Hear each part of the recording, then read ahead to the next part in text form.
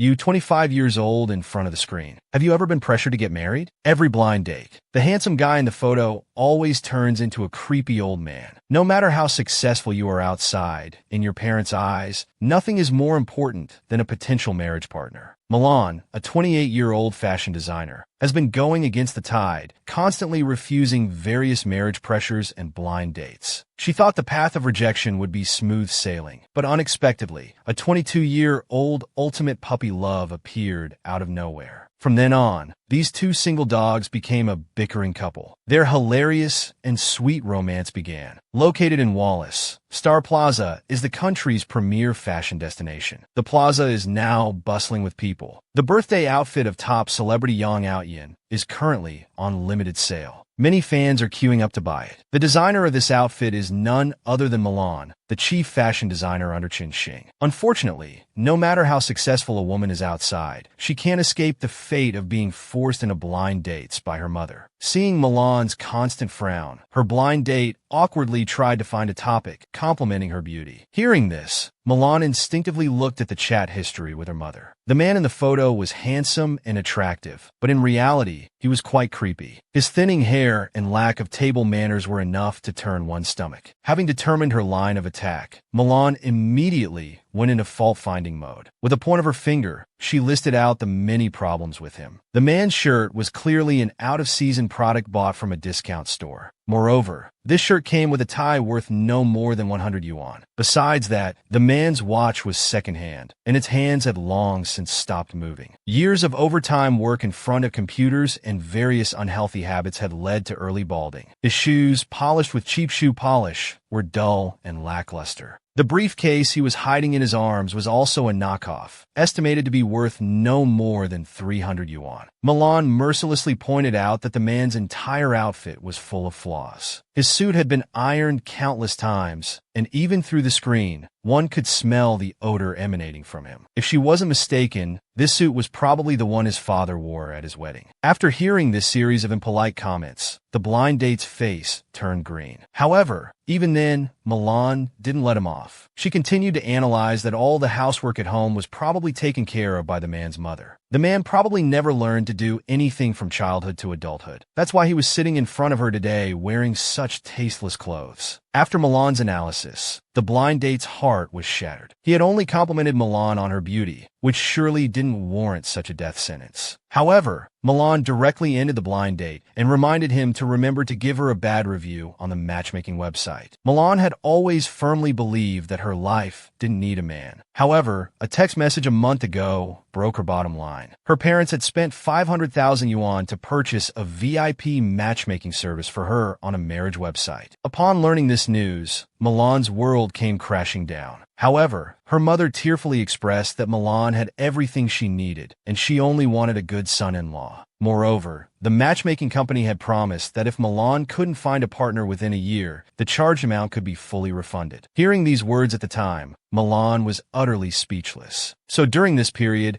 she deliberately angered her blind dates to force the matchmaking company to refund the money. However, just as she finished the blind date, her mother's call came through. On the other end of the line, her mother seemed to be quite used to her failed blind dates by now. Milan was speechless. This old lady's information network was truly efficient. After a few perfunctory responses, she quickly hung up the phone. Charlie is her boss. This man is a mixed-race individual in his 30s. Although he speaks Chinese fluently, he often peppers his speech with English words. At the annual meeting, he announced that next year's Morning Star Night would be an important opportunity for them to showcase their clothing design skills. As per tradition, Trend Team 1 and Trend Team 2 would compete against each other. The designer for Trend Team 1 is Milan. Her speeches are usually concise and to the point, always maintaining a cool image. The designer for Trend Team 2 is Xinghe. In contrast to Milan, every time it's his turn to speak, he dawdles for half an hour. Yu Fei is Milan's assistant. Although his professional skills are lacking, he's hardworking and has a superpower for collecting gossip. After Charlie announced the competition rules, the meeting ended. Milan and Xinghe, due to their competitive relationship, couldn't stand the sight of each other. After returning to her workstation, Milan immediately immersed herself in new work. However, when she saw the models Charlie had chosen for her, she was left speechless.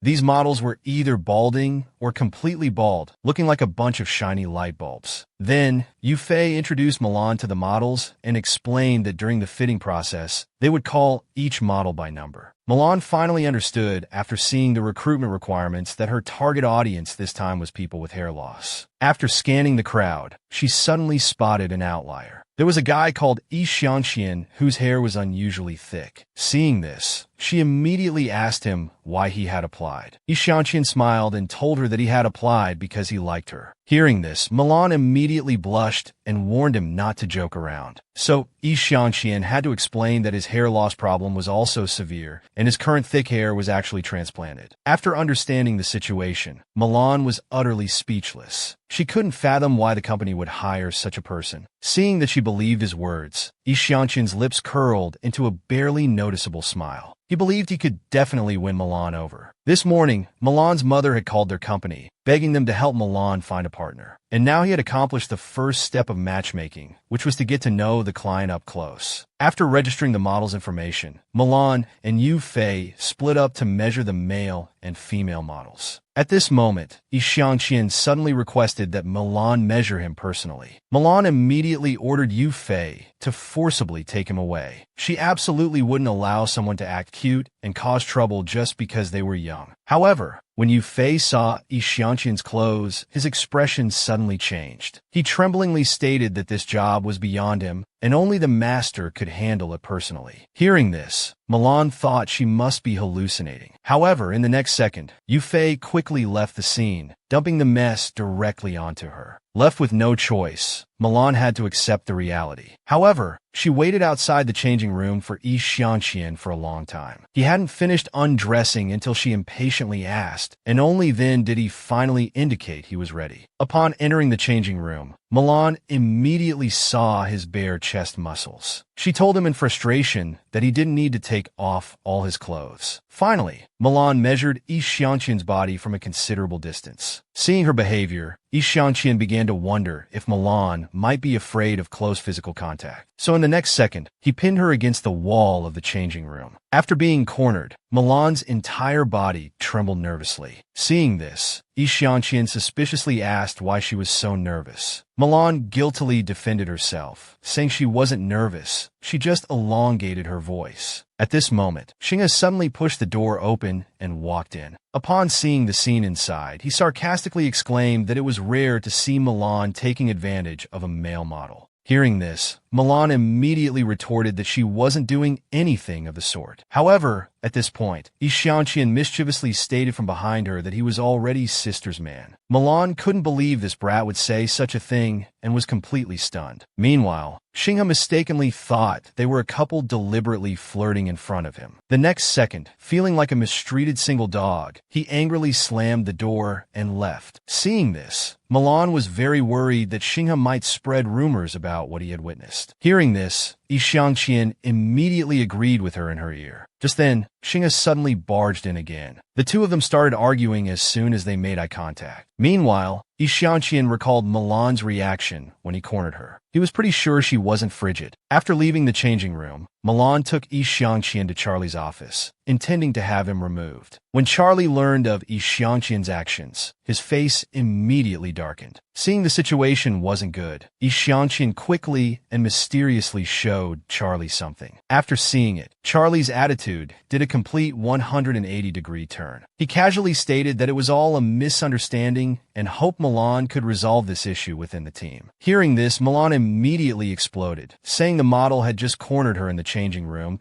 and it was definitely not a misunderstanding. However, Charlie earnestly advised her that young people should face difficulties head-on. He believed Milan could definitely solve this problem. After returning to the office, Milan was fuming. She instructed Yufei to take all the models to the modeling department. Since Charlie wouldn't handle it, she would have to ask someone else to step in. Hearing this, Yufei nervously asked if that handsome guy should also go along. Milan clenched her fist and told him of course he should go, because he was the key training target. In the modeling department of Morningstar Company, a beautiful woman was giving etiquette guidance to the models. At this moment, she suddenly received a message from Milan, asking her to give special attention to model number 7. After seeing the message, Zhao Chu was very surprised, as this was the first time Milan had ever asked her to give special attention to a model. A few minutes later, Yu Fei brought everyone to the modeling department. He told Zhao Chu that the group behind him were amateur models for this audition and needed special training. Upon seeing this group, Zhao Chu's brows furrowed so tightly you could almost squeeze a fly between them. This group looked so strange that one might think he had taken in a bunch of monks. At this moment, he suddenly spotted the person Milan had asked him to give special attention to. This young man was handsome and stood out like a breath of fresh air among the crowd. Seeing him improved Zhao Chu's mood considerably. What's more embarrassing was that he even felt a bit of attraction, because this young man was not only good-looking, but when he smiled,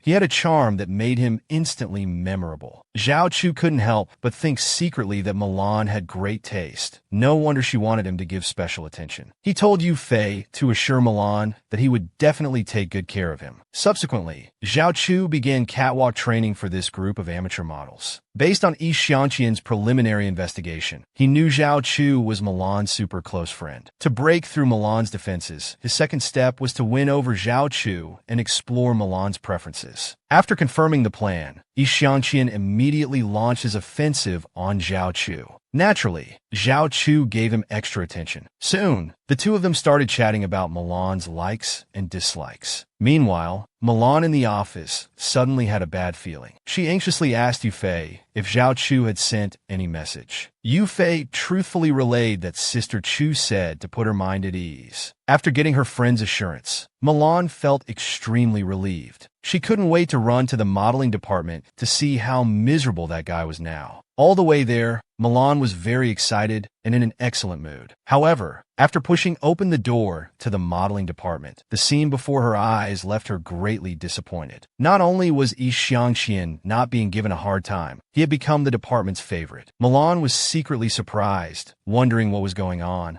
As soon as Zhao Chu saw her, he immediately started probing about how far their relationship had progressed, that she would come to pick him up personally. Hearing this, Milan was even more shocked. Her original intention was to have her friend give him a hard time. How did it turn into this misunderstanding? At this moment, Zhao Chu was still proudly stating that he had taken very good care of Yi Xiangqian. Then Zhao Chu mentioned that Yi Xiangqian wanted to treat him to dinner after work. Hearing this, Milan immediately said haughtily that she wouldn't go. However, at this moment, Yi Xiangqian suddenly acted coy with her. He hoped she could give him a chance to have dinner with industry experts. Left with no choice, Milan had to agree to his invitation. Yi Xiangqian secretly rejoiced. The third step of his plan, dining with the client to build a closer relationship, was about to be achieved. Xiangqian's main task today was to further deepen Milan's dependence on him in order to understand her emotional state. Before getting off work, he had already booked a super delicious Michelin-starred restaurant. Hearing this, Zhao Chu immediately mentioned that the restaurant seemed very expensive. Yi Xiangqian joked with them, saying if they didn't have enough money, he and Sister Milan could stay behind to wash dishes together. In fact, Milan had many questions about Yi Xiangqian. Charlie's attitude towards him was just too suspicious. The truth was, Yi Xiangqian's real identity was the young master of this company. At that time, Yi Xiangqian was worrying about the matchmaking issue for Milan, a big client. After reviewing the information, he discovered that she actually worked at his family's company. At that time, Chun Xing was recruiting amateur models. In fact, based on Yi Xiangqian's appearance, he didn't meet the recruitment requirements. However, the next second, he showed a photo of him with his father. After learning that he was the chairman's son, the HR department immediately approved his resume.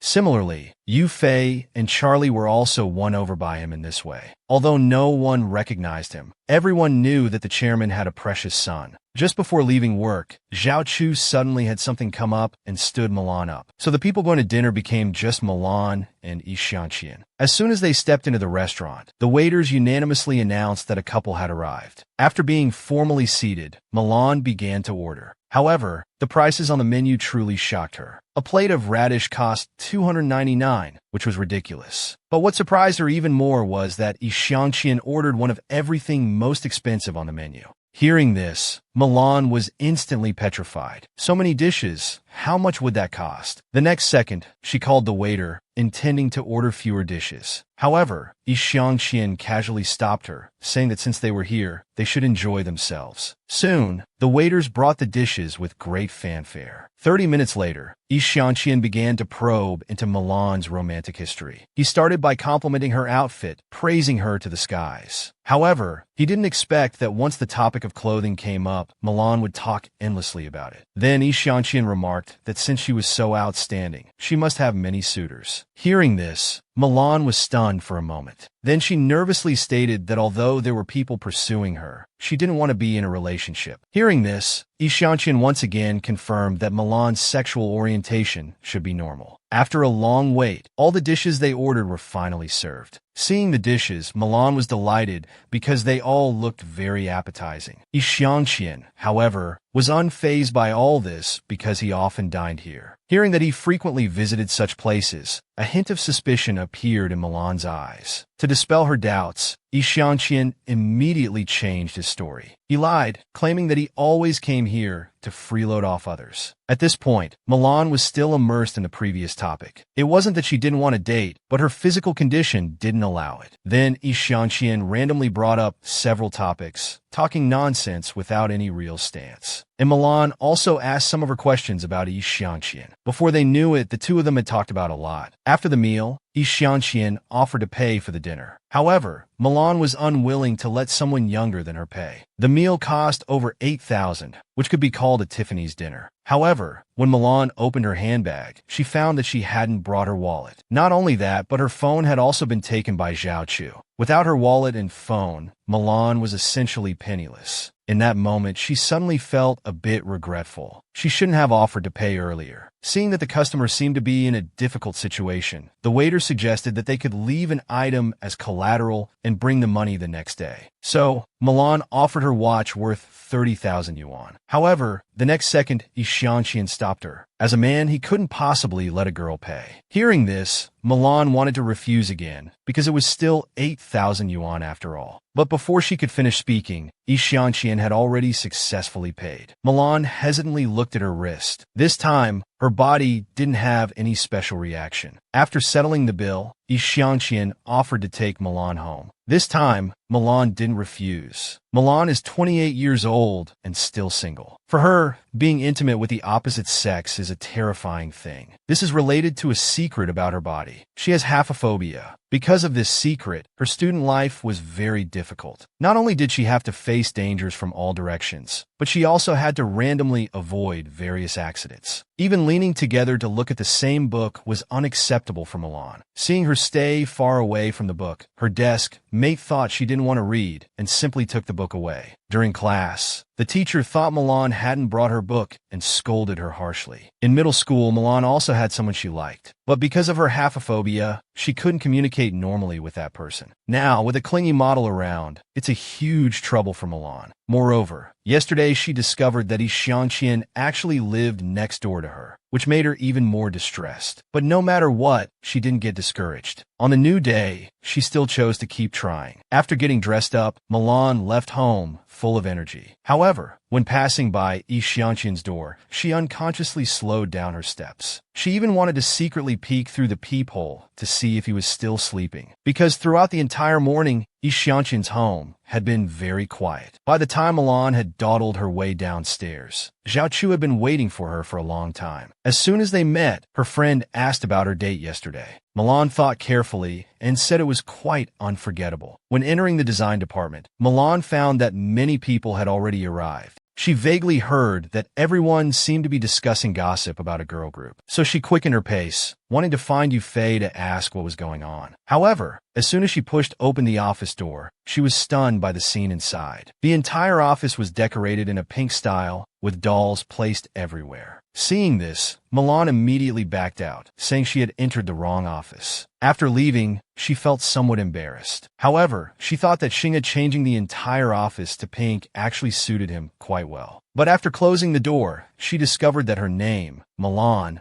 was posted on the office door. Realizing what had happened, Milan immediately kicked the door open. She thought she must be hallucinating, otherwise her office couldn't possibly have turned out like this. The room was full of pink plush toys, which was utterly maddening. They were in the drawers, in the cabinets, and even on the toilet. Even her most prized trophies had all been dressed in pink skirts. But that wasn't the most outrageous part. The worst was that the sample clothes she had worked on overnight had also turned pink. Seeing all this, Milan immediately called for Yu Fei, demanding to know who had done this. Seeing the dolls scattered all over the floor, Yu Fei instantly felt heartbroken because they were all very expensive. When Milan saw Yu Fei, her anger flared up again, because Yu Fei was wearing a pink headband and asking if he looked cute. Seeing this, Milan immediately ordered him to take off the headband and continued to ask who had turned her office into this state. Yu Fei told her that all this was done by Yi Xiangxian after getting approval from the director. Hearing this, Milan became very angry and prepared to confront him. However, the next second, Yi Xiangxian appeared holding a pink magic wand. Seeing the newcomer, Milan immediately launched into a tirade. Yu Fei, knowing Yi Xiangxian's identity, was terrified and kept trying to mediate. At this moment, Yi Xiangxian suddenly took out Milan's watch and explained that he had good intentions. Unexpectedly, Milan became even angrier upon seeing the watch. She lunged at him, trying to snatch back her watch. However, due to their height difference, Milan could only see his neck. Because they were so close, Milan's face suddenly turned red with embarrassment. She dejectedly said it was too unfair. Her energetic day had ended before it even began. After the commotion, Milan ran straight to Charlie's office to complain. However, she didn't expect that Charlie had also changed into pink clothes. But even if he had been assimilated, she was determined to complain. The next second, Milan began listing Yi Xiangxian's offenses, stating that it seriously affected her work. However, Charlie said that the pink office was good and that this color was very suitable for Milan's upcoming new task. The B-Girl group has a concert the day after tomorrow. Their company needs to rush to produce a batch of costumes. The costume design was by Charlie, and he was planning to assign Milan to be in charge. Hearing this, Milan immediately said that Xinghe was more suitable for this task, and even if it was designing women's clothing, there was no need to change the office to pink. However, Charlie explained that the theme of this concert was Dreamy 17, and pink happened to be the representative color of young girls, so the office change was good.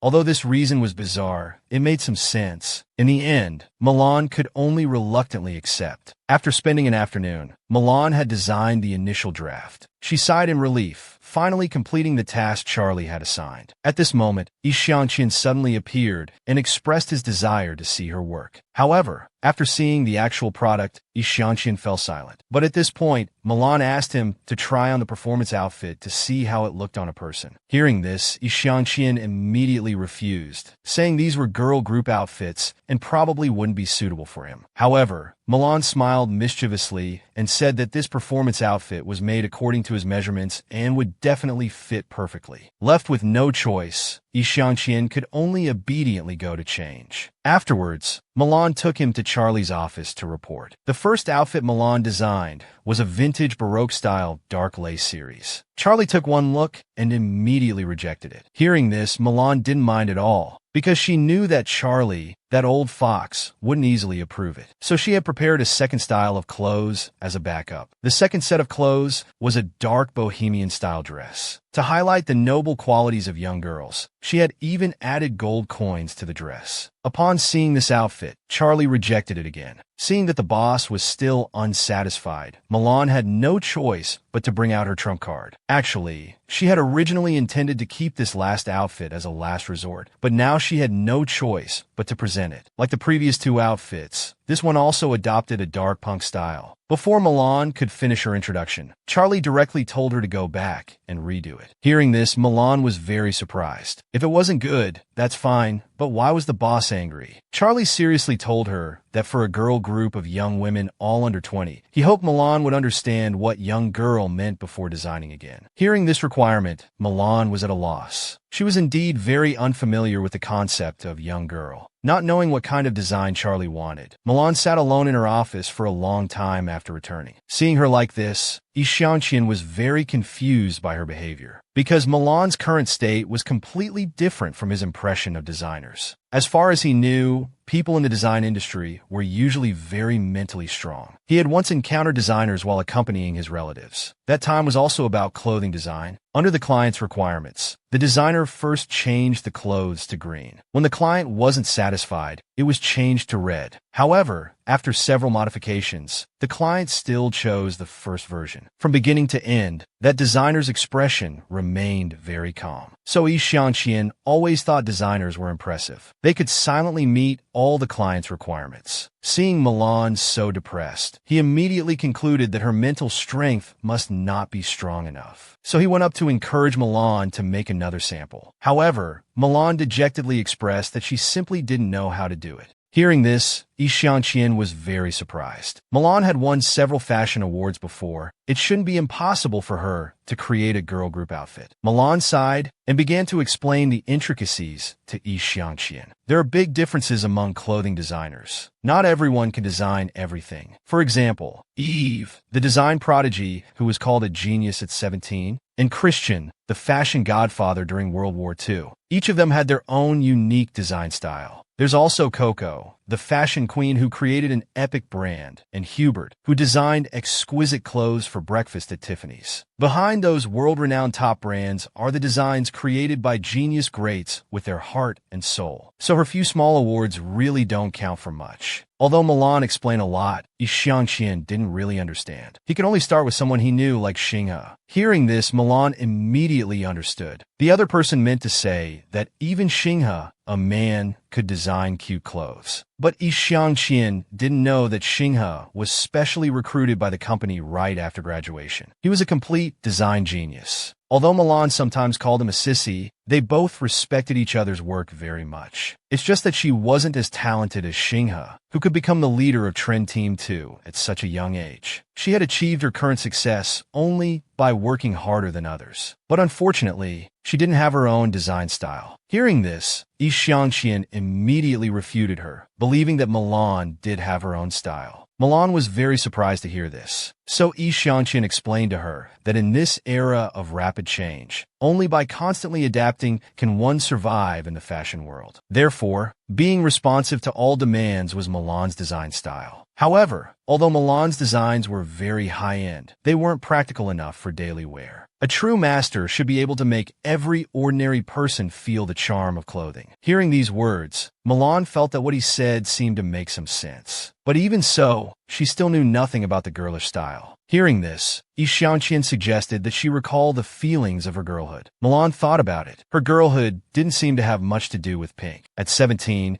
she didn't have any special experiences and lived a very ordinary life. At that time, there was indeed a boy in her class who pursued her, but that boy had a shammate hairstyle. Zhao Chu had told her that boys who cared too much about their appearance were usually fickle, so she rejected him. For the rest of the time, she mostly hung out with Zhao Chu in internet cafes. Her girlhood wasn't much different from others. After saying this, Milan also shared with Yi Xiangqian a photo of her and Zhao Chu from high school. In the photo, both girls had shammate hairstyles and were striking very outdated photo poses. Seeing this, Yi Xiangqian immediately found the crux of the matter. The era Milan lived in had a severe lack of aesthetic culture, which led to her current inability to find the girlish style under popular aesthetic concepts. But it didn't matter. Even Annie's had a chance to rejuvenate. He was ready to take Milan to find that girlish feeling. So he suggested Milan wear clothes suitable for an outing tomorrow, and he would arrange the rest. The next day, Milan arrived at the agreed location on time, according to Yi Xiangqian's instructions. Only then did she realize that they were going to an amusement park. By this time, Yi Xiangqian was already at the entrance of the park, having bought cotton candy for her. As soon as they met, Milan asked what they were going to do here, as she had bet her phosphate mine record to come out. Yi Xiangqian told her not to rush and suggested she try some cotton candy first. The next second, the man fed the cotton candy to her mouth. Milan took a bite of the cotton candy and found it was salty. Yi Xiangqian then told her that he had just sprinkled a handful of salt on it. After entering the amusement park, Yi Xiangqian invited Milan to ride the cable car together. Milan took a look and directly chose to refuse. Then she pointed at the roller coaster, expressing her desire to ride that attraction. Although Yi Xiangqian was afraid, he still accompanied her. After a thrilling ride, Milan thoroughly enjoyed it. But Yi Xiangqian's condition wasn't very good. After getting off the ride, he leaned against the railing and vomited violently. Then Milan suggested riding the drop tower. Yi Xiangqian looked at the tens of meters high attraction and cursed. He swore his face had never been as pale as it was today. 2 hours later, Milan had a great time. She looked at Yi Xiangqian with great anticipation, hoping to get his approval. Seeing this, Yi Xiangqian had to agree that the amusement park was indeed a great place. Seeing that he didn't spoil the mood, Milan sincerely thanked him. Yi Xiangqian didn't expect her to be so serious and felt a bit uncomfortable for a moment. Then, he jokingly said, "You had fun, completely disregarding my life and death." Yi Xiangqian then asked persistently if she had gained any inspiration after trying so many attractions. Milan thought seriously. She seemed to have a bit of inspiration, and if she tried a few more attractions, it should be enough. Hearing this, Yi Xiangqian immediately stopped her from continuing freely. Because the attractions Milan chose were too superficial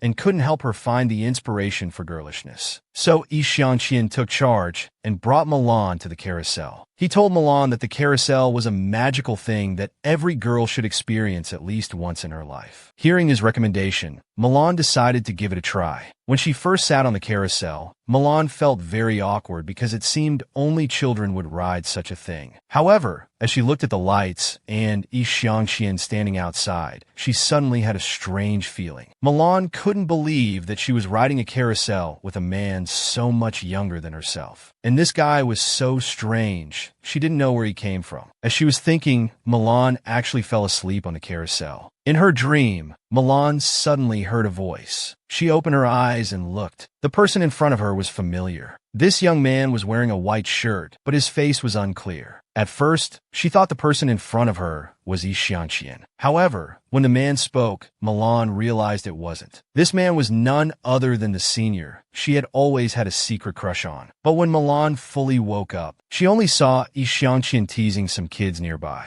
After confirming it was just a dream, Milan finally breathed a sigh of relief. However, she did feel that such a scene was indeed very beautiful. In the past, she didn't like wearing pastel clothes, and when she was with Zhao Chu, they always played thrilling games. But after experiencing this today, she realized that life could be so soft. At this moment, a voice suddenly reminded her to look at the camera. In an instant, Yi Xiangqian captured her image sitting on the carousel. After taking the photo, the man kept praising her. Without her glasses, Milan was indeed a great beauty. Yi Xiangqian originally wanted to show her the photo, but accidentally swiped the screen. So Milan saw her old photos in his phone. Seeing this, she immediately questioned whether the photos in his phone were hers. Fortunately, Milan wasn't wearing her glasses, so Yi Xiangqian used her astigmatism as an excuse to brush it off. After the carousel ride, Yi Xiangqian immediately asked Milan if she had found the feeling of girlishness. Milan told him that although the word girl was far from her, she felt the soft side of being a girl. Hearing this, Yi Xiangqian immediately fantasized that if the body was soft, various positions could be tried. Seeing him lost in such thoughts, Milan immediately punched him and said she wanted to go to the haunted house. At the entrance of the haunted house, Yi Xiangqian still wanted to struggle. He kept saying that the decoration here was too cheap and there was no atmosphere for a haunted house at all. However, Milan ignored him. After entering the haunted house, Yi Xiangqian continued to mutter. He kept trying to persuade Milan that the haunted house was pointless and they'd be better off riding bumper cars. However, the next second, Yi Xiangqian found that Milan had disappeared. Seeing this, he broke out in a cold sweat. Then he immediately turned on his phone's flashlight and started looking for her everywhere. Yi Xiangqian walked and called out, hoping to get a response from her. However, there was no sound at all in the haunted house. But at this moment, a staff member in the corner spotted him. Realizing that a player had entered the haunted house, the girl began to dress up. Today, she was determined to let him taste the power of her 18th sister from Nightmare on Elm Street. Meanwhile, Milan had been flipped by a mechanism to the other side of the wall. Because her phone was about to die, she urgently hoped to find the exit quickly. When Yi Xiangqian realized that Milan had really disappeared, he started shaking with fear. At this time, a female ghost was preparing to give him a scare. Coincidentally, Milan's phone died at this moment. After losing her vision, Milan panicked completely. She accidentally stepped on a staff member's skateboard, and things went out of control after that. The female ghost originally planned to go out and give Yi Xiangqian a little surprise. However, she didn't expect Milan to give her an even bigger surprise. When she saw a girl riding a skateboard rushing towards her, the female ghost was stunned. But at this point, she couldn't dodge at all. At this moment, Yi Xiangqian, hearing the scream, looked towards the source of the sound. However, to his surprise, he saw Milan riding on top of a female ghost flying towards him. In an instant, several blood-curdling screams erupted in the haunted house. Unaware visitors thought this haunted house was really exciting. After leaving the haunted house, Milan couldn't help but laugh. Yi Xiangqian angrily stated that he knew the haunted house wasn't as fun as bumper cars. At this time, Milan suddenly mentioned that actually, for a moment in the haunted house, she was very scared. Hearing this, Yi Xiangqian immediately turned his head to look at her. Milan nervously said that she had always thought of herself as a very brave person, but it was really dark and scary in the haunted house just now. And she even cried out of fear of the dark, which was really silly. However, hearing these words, Yi Xiangqian said it wasn't funny at all. If you're scared, just show it directly. There's no need to pretend to be strong. Just like him, he was very scared just now, scared to death even. Hearing him say this, Milan suddenly fell silent. She realized that Yi Xiangqian was really a strange person. When she was with him, her heart would actually race. And that feeling was actually the same as her feelings for her senior. Thinking of this, Milan immediately denied it, because that was the only beautiful memory from her girlhood. However, the next second, Milan suddenly understood what a girl's heart meant. When mentioning someone you like, your heart unconsciously races. When facing darkness and despair, you hope for someone to rely on. No matter what life throws at you, you can still maintain a soft heart. This is a girl's heart. Originally, Milan thought she had become numb to love and no longer had feelings of excitement. However, when she touched those beautiful memories again, she found that her heart seemed to have returned to when she was 17. It turned out she was still close to being young, just like her distance from Yi Xiangqian. On Saturday night, Milan and Zhao Chu had a dinner gathering at home. They ordered a table full of good food and paired it with a few bottles of beer, feeling quite relaxed and comfortable. This gathering was mainly to congratulate Milan for completing the clothing project for Ping. It was said that Charlie was extremely satisfied with the final version. Milan was also very satisfied with this project because this time's clothing achieved a breakthrough in her design style. The leather jacket paired with light velvet, flamboyance intertwined with softness, together depicting a girl's heart. However, Milan also suffered some losses for this design. Her favorite pair of glasses was broken while looking for inspiration at the amusement park. But now she's a bit suspicious whether wearing glasses really makes her look older, because the kids at the amusement park called her Annie, while they called Yi Xiangqian brother. Hearing this, Zhao Chu immediately burst into laughter. No wonder Milan had been asking people all day how she looked without glasses. Indeed, the power of love is extraordinary. To be with Yi Xiangqian and not show an age difference, she's even willing to take off her glasses. Hearing this, Milan immediately stated that Yi Xiangqian was balding at such a young age, and she wouldn't choose him. At this time, Zhao Chu mentioned that she thought the photos of the two of them at the amusement park had a very couple-like feel, and she thought they were great together. Seeing her friend's high evaluation of Yi Xiangqian, Milan suggested that she should take him for herself. Hearing this, Zhao Chu immediately expressed her refusal. She likes men from the grasslands. Her boyfriend must be cool, handsome, and domineering. Hearing this, Milan immediately wished her friend could get her wish. The two of them drank bottle after bottle, having a great time. Meanwhile, across from Milan's apartment, Yi Xiangqian was conducting a personality analysis on her. According to his observation, Milan appears cold on the outside, but is actually a narcissist. She seems brave, but is afraid of the dark and has attributes of a foodie and a viper. Moreover, after assessment, Milan is neither frigid nor lesbian in terms of emotions. She just doesn't want to be in a relationship. So Yi Xiangqian believes that she hasn't found a partner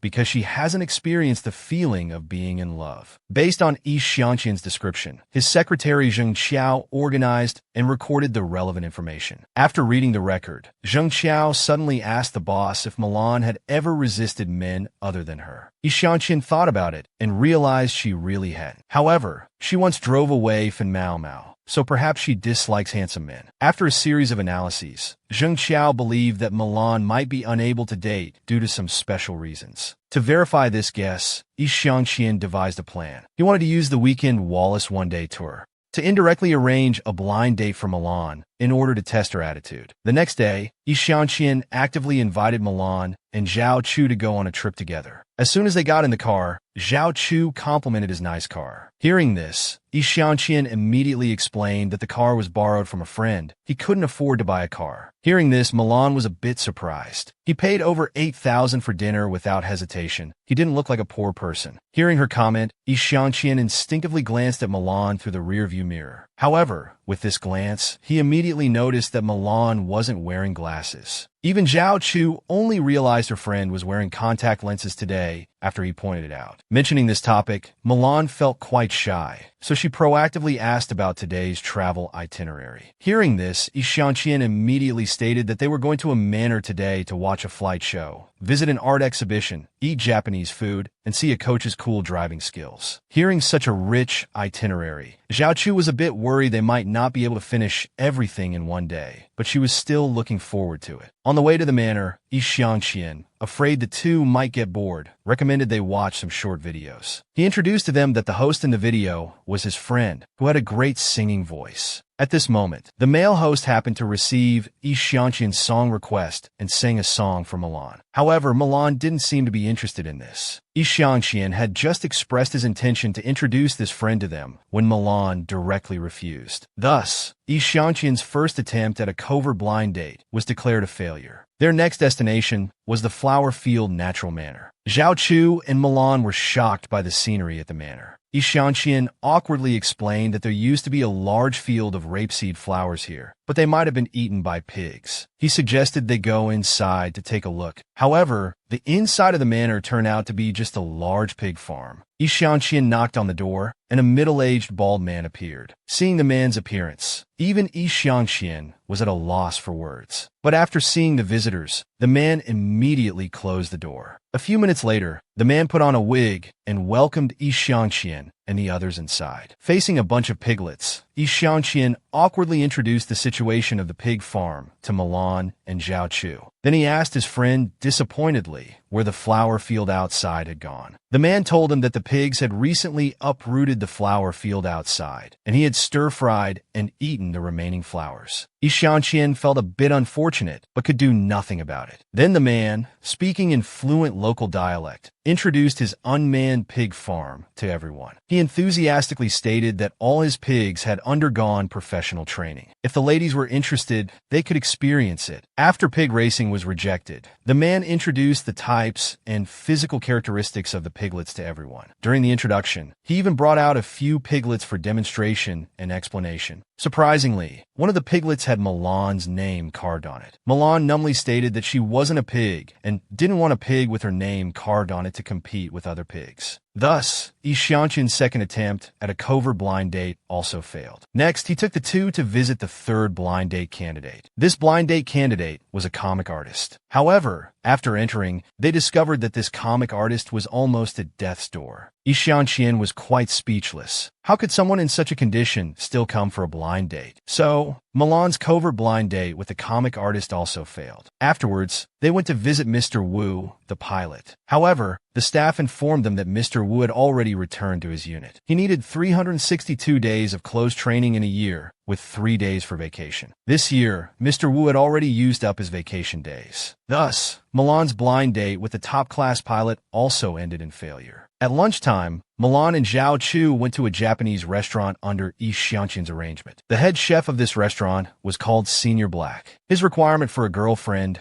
was that she needed to respect his cuisine. However, the first dish he presented to everyone was intestine sashimi. Faced with this dish, everyone was reluctant to taste it for a moment. Yi Xiangqian, trying to be supportive, said that reportedly, Those who had eaten this sashimi said it was unforgettable for life. It would be better if they didn't miss this opportunity. However, as soon as Milan picked up her chopsticks, she noticed that the intestines in the plate weren't cleaned properly. Hearing this, Senior Black immediately explained that his cuisine pursued the original taste of ingredients, so he never overcleaned the ingredients. Upon hearing this, Yi Xiangqian and Zhao Chu, who had already eaten half, felt like they were about to vomit. But to maintain face, they still forced themselves to finish eating. Then Senior Black served them a few more dishes. These dishes included fish innards hand roll, grasshopper sashimi, and a series of bizarre dishes like sterculius seed wrapped rice. Before the cooking was finished, Yi Xiangqian proactively led Milan and the others to leave. The last stop for the blind date was a driving school. The blind date candidate Yi Xiangqian prepared for Milan was a driving instructor. As soon as they met, Yi Xiangqian enthusiastically shook hands with him. After seeing weirdos all day, they finally met a normal person. He proudly introduced to Milan that this Mr. Lee was a famous driving instructor in the city. None of his students had ever failed the Subject 2 test. Milan couldn't muster any interest in this man at all. Out of boredom, she casually glanced around. However, in the next second, she suddenly saw a familiar figure in the distance. Milan could hardly believe that she would see her senior here, of all places. Soon, Yi Xiangqian noticed Milan's unusual behavior. He didn't know what she had seen, but her usually cold face suddenly showed an expression of shock. Yi Xiangqian followed her gaze and immediately discovered the reason. In the evening, they finally ended their day trip. Finding an excuse to leave, they quickly said goodbye to the two.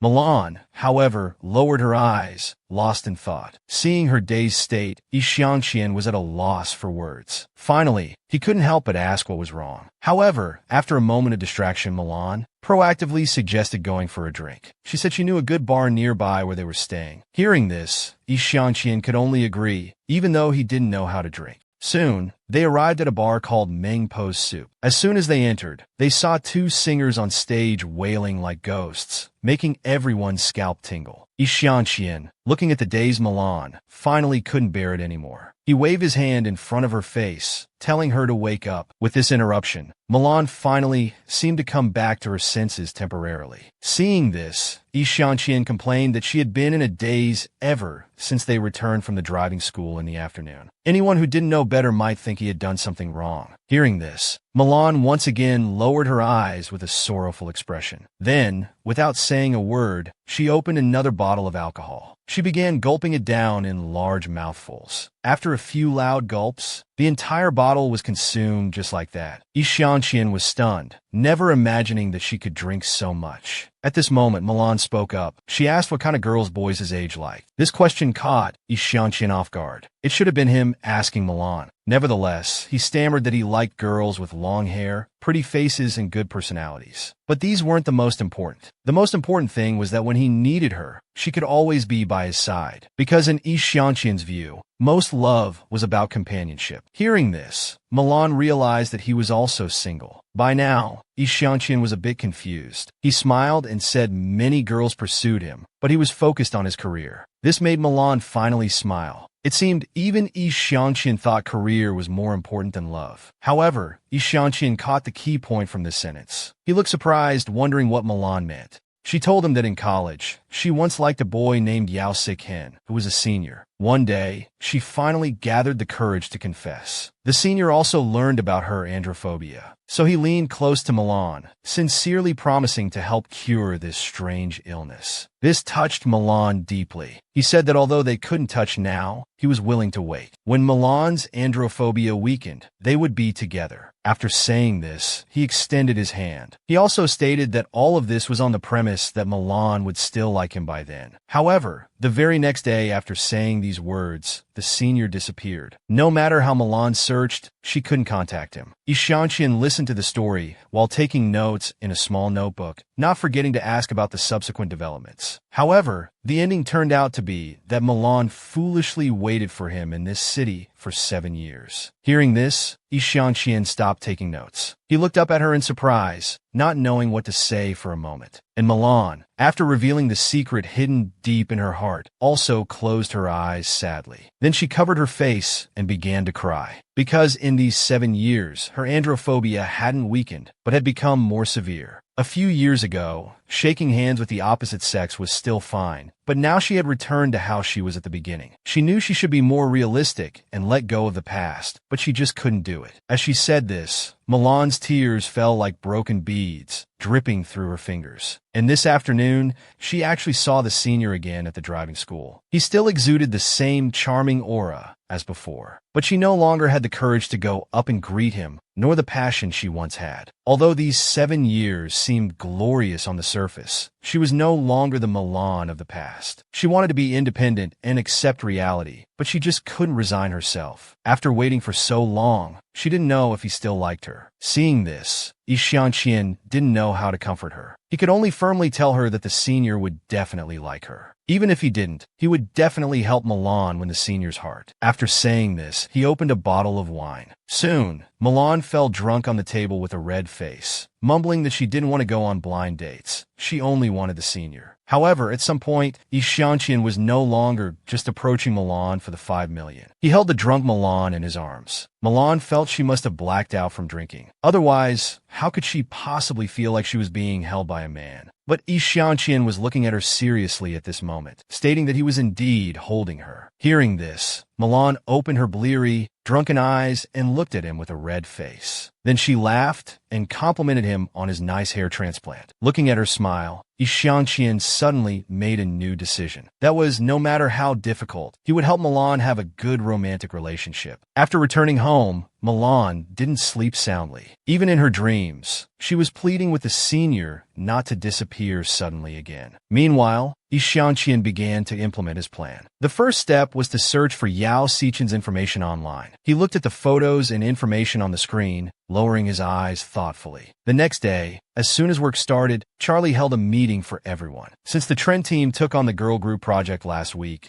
the progress of the amateur model outfit design was pushed back. They would strive for the main design project for next week's Morningstar night. Then, she praised Milan for her breakthrough performance in the girl group design. At this time, Milan noticed that Xinghe was looking at her with gritted teeth throughout, which left her puzzled. Then Charlie mentioned that some business tycoons would be judges at next week's fashion show, telling everyone to be prepared. After the meeting, Milan asked Yufei on the way what had happened, why Xinghe looked at her during the meeting as if she was a sour lemon. Yufei said that she heard the other person had also applied for the girl group stage costumes last week, but was rejected by Charlie and assigned to do security uniforms instead. Hearing this, Milan didn't say more. Then she realized she hadn't seen Yi Xianqian today and guessed he might be at model walk rehearsal. However, Yufei told her that Yi Xianqian had taken a day off and asked if she needed him for something. Hearing this, Milan's face reddened slightly. She then stammered an explanation that she was just asking casually. Just then, her phone suddenly received a text message. She opened it and found it was from Yao Sicchen. Milan read it several times before finally reacting with a red face. The senior had actually taken the initiative to ask her to meet. In an instant, she felt so nervous that even her breathing became difficult. After all, it was the senior asking to meet her. How could she not be nervous? After calming herself down a bit, she quickly replied that she would be free after 4 p.m. Watching the message send, she let out a deep breath. She was full of anticipation for this meeting, but soon she wondered if agreeing so directly would make her seem too frivolous. Yet the opportunity was rare. After agonizing over it for a long time, she decided to ask Zhao Chu's opinion. Meanwhile, Zheng Xiao was in the apartment, reporting to Yi Xianqian the detailed information he had found about Yao Sicchen. Currently, they only knew that he went abroad in his sophomore year and couldn't find any other information. Upon learning that Yao Sicchen could enter Qinxing, his family's company, right after returning to the country, Yi Xianqian asked if he was a famous PR professional. According to Zheng Xiao's information, Yao Sicchen was recommended by Su Bing, the entertainment CEO, and also worked part-time in PR at BGM Entertainment. Moreover, that entertainment company had always been in a cooperative relationship with Qinxing, so mutual employee recommendations were normal. It just showed that Yao Sicchen had extensive connections. Looking at the information in his hand, Yi Xianqian wondered if the other person's return to the country was for Milan. Then he asked if there was any information about his recent schedule. At 12 noon, Yao Sicchen arrived punctually at the agreed Western restaurant, according to the prearranged schedule. As soon as the boss he was meeting sat down, he eagerly asked about the progress of things. Yi Xiangqian, eavesdropping from the side, immediately recognized this person as Wu En from Blue Sea Culture and Entertainment. He couldn't understand why these two would meet privately. Yao Xiqing replied that he had already signed the employment contract with Qinxing and could start working in the PR department tomorrow. Wu En was very pleased to hear this news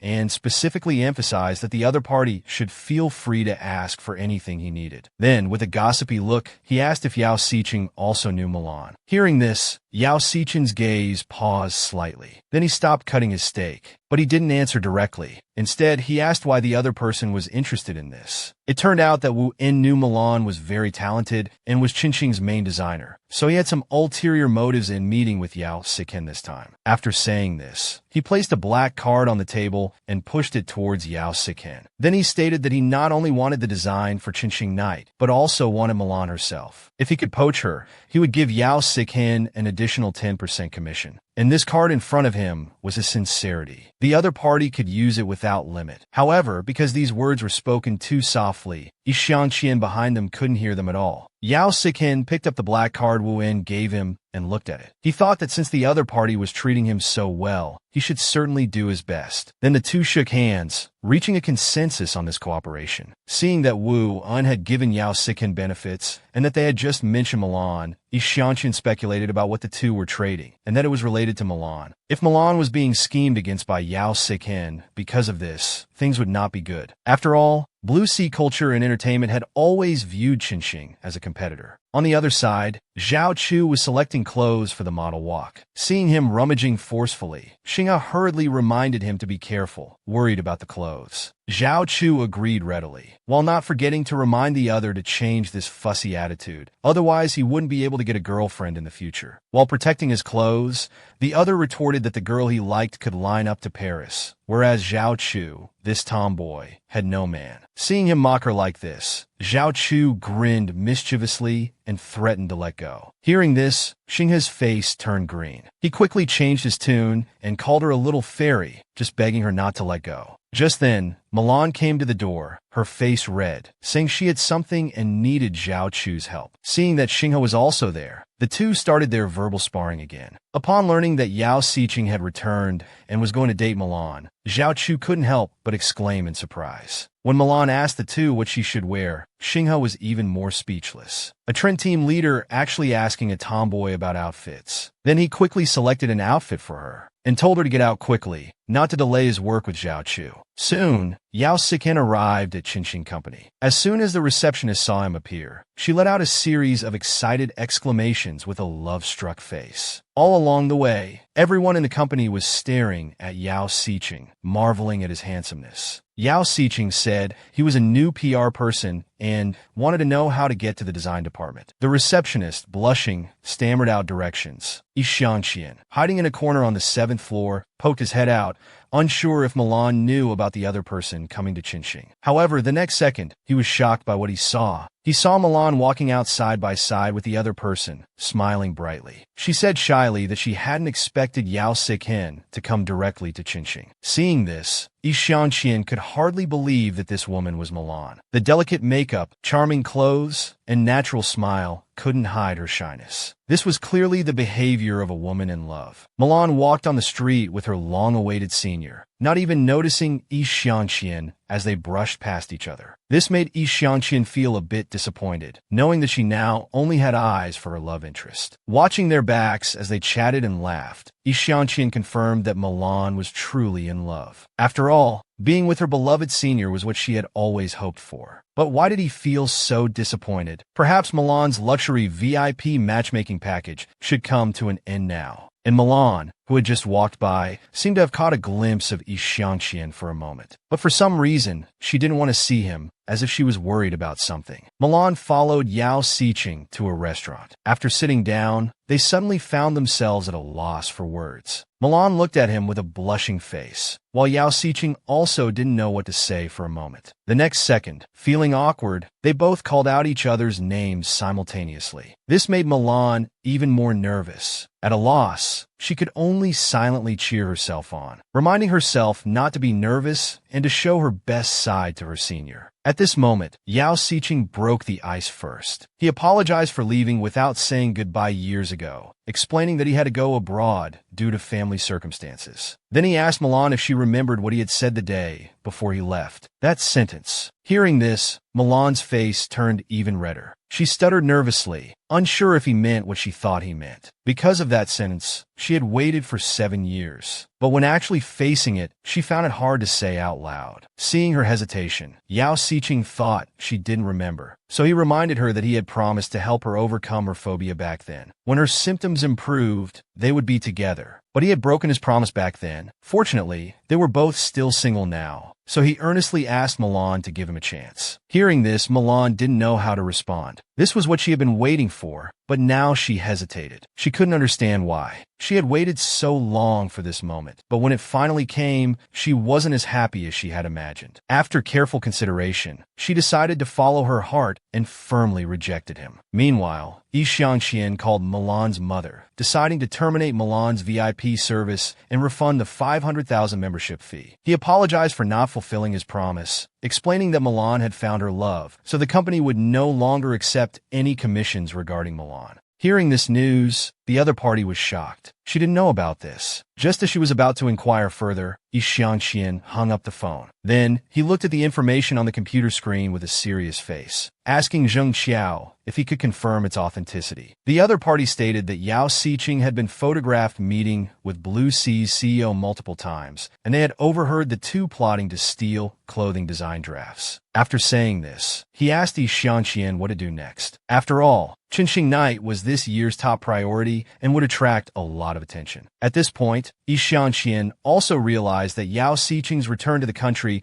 was probably to steal the design drafts for Qinxing Night through Milan. No matter what, he absolutely wouldn't allow anyone to sabotage his father's company. The next day, Qinxing's employees were discussing in the office that the new PR person was not only handsome, but also an overseas-educated elite. As soon as Milan entered the office, she heard colleagues saying that Yao Siqing was single. Moreover, it was said that everyone in the company was now gossiping about him. Hearing this, her face turned red again. Then she quickly went to Charlie's office. He took out the overall creative materials for Qinxing Night, giving her the drafts designed jointly by several trend leaders from the headquarters. He emphasized that Milan's part was the final step in the design process. She had a 3-month deadline to return the drafts exactly as they were. Milan took the file folder, assuring Charlie that she would do her best to prepare. Just then, Charlie suddenly remembered something. There would be an internal networking party in a week. He asked Milan to prepare a speech to introduce Qinxing Night on behalf of the Wallace branch. Moreover, the chairman would be attending. Charlie hoped Milan could seize this opportunity to make a good impression. On the way home after work, Zhao Chu couldn't help but ask about Milan's date progress with Yao Siqing. Milan said she hadn't accepted his request to date yet. This was completely unexpected for Zhao Chu. She didn't understand why. Actually, Milan didn't know the reason either. She just felt that something in her heart wouldn't allow her to accept. Zhao Chu thought it was a pity after hearing this, but Milan didn't think so. Since she had waited for 7 years, a few more days wouldn't matter. Just then, her phone suddenly rang. She opened it to find that the matchmaking company had refunded the previous 500,000. Looking at the deposit notification, she widened her eyes in disbelief that they would refund the money. She quickly called her mom, wanting to know what was going on. As soon as the call connected, her mom immediately asked about her relationship status. Listening to her mom's explanation, Milan guessed it had something to do with Yao Siqing, but nobody should have known about this. Suddenly, a possibility occurred to her. She remembered Yi Xiangxian once seriously asking her what kind of guy she liked. He also enthusiastically took her on a day trip, wanting to introduce friends to her. When she was drunk at the bar, she told him about Yao Siqing. And lastly, she vaguely remembered him carrying her home. She realized she had only told Yi Xiangxian about these things. In other words, he must be related to this matchmaking company, or he was a client sent by the company. Suddenly, it all made sense to her. Yi Xiangxian was from the matchmaking company, so he disappeared after Yao Siqing showed up. Seeing her lost in thought, Zhao Chu quickly asked if she was alright. But Milan didn't voice her speculation. Time quickly passed, and a week later,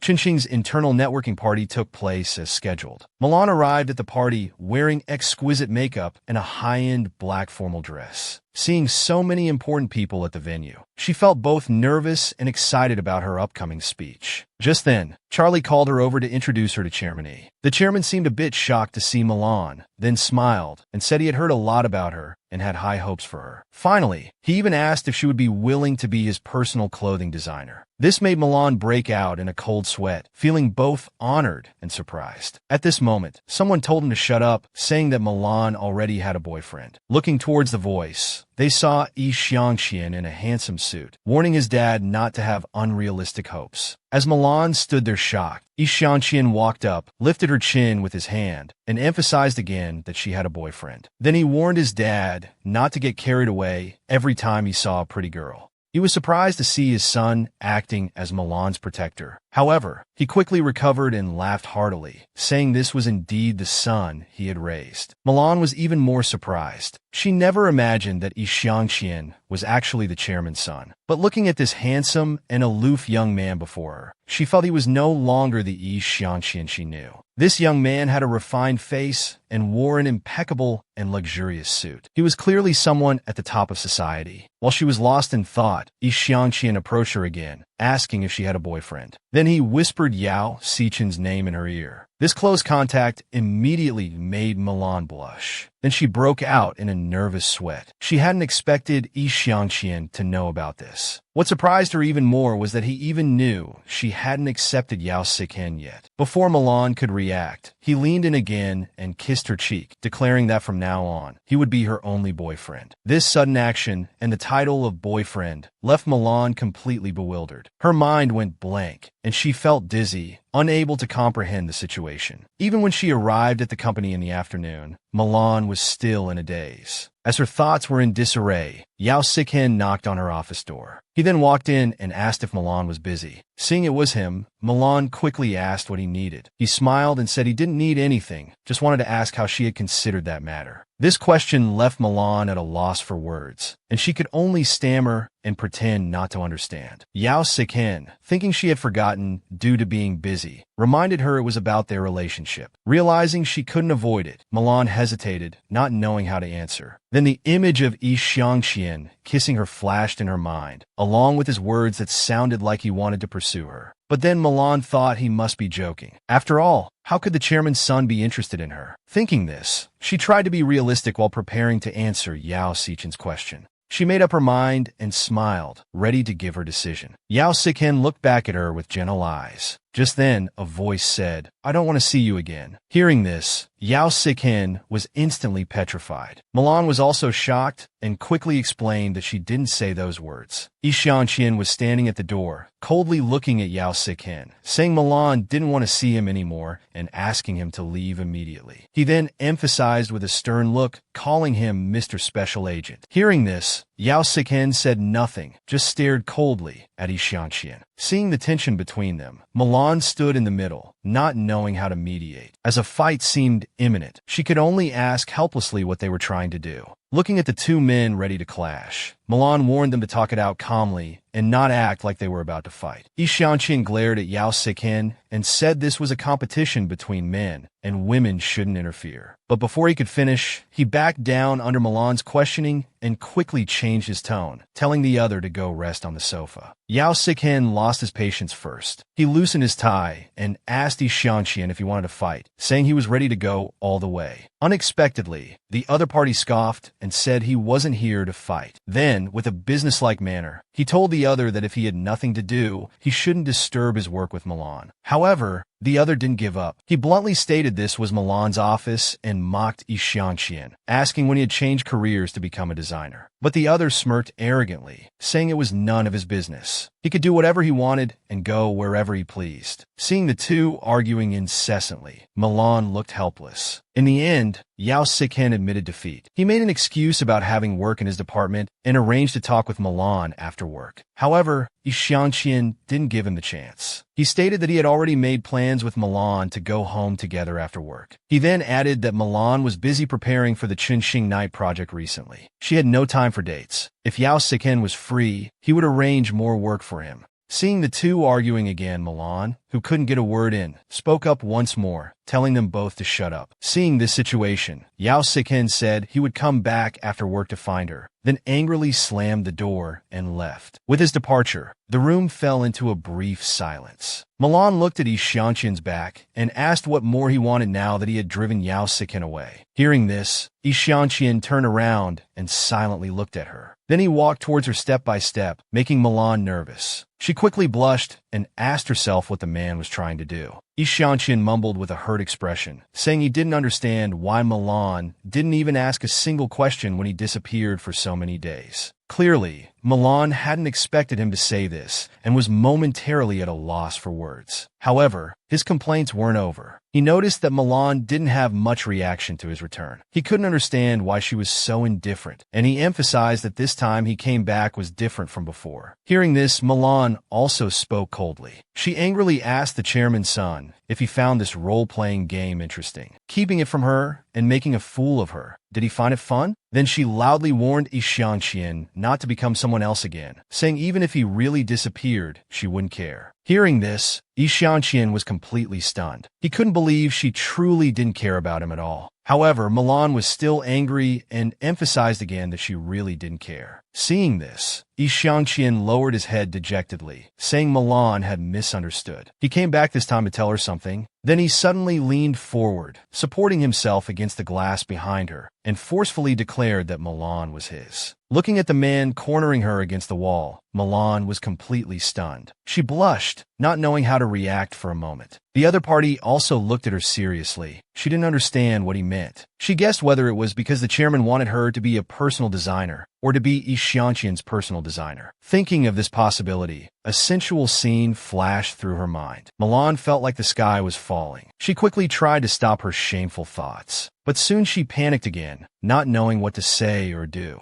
Why did this man in front of her make her have these strange thoughts? The more she thought, the more flustered she became. She kept telling herself it couldn't be what she was thinking. After a moment of wild thoughts, she softly said it wasn't what he meant. Ishanqian didn't expect to wait so long only to hear such a response. He was momentarily confused. Milan apologized to him and then said she didn't belong to anyone. Hearing this, Ishanqian didn't force her to agree. Instead, he withdrew his arms that were encircling her and silently looked at her for a while. He knew Milan couldn't accept him right away, so he would give her time. For now, he just wanted her to agree to one thing, to leave work together with him. Hearing the man's condition, Milan's face reddened even more. She then agreed in a daze. Soon it was time to leave work. Yao Sikhin looked at his unfinished work and decided to find Milan later. Meanwhile, Milan's parents arrived at the company building. Looking at their daughter's workplace, the elderly couple's eyes lit up, marveling at how big the company was. But they came today for a specific reason. The matchmaking company said Milan had a partner, so they guessed it must be someone from the company. At the mention of this, the father became excited, determined to catch them in the act today. How dare Milan keep it from them for so long? Suddenly, the mother spotted the target and quickly called for the father to look. They saw Milan and Ishanqian walking out, talking and laughing. Looking at the handsome young man, the elderly couple was certain that he must be Milan's boyfriend. Upon meeting Milan's parents, Ishanqian behaved very attentively.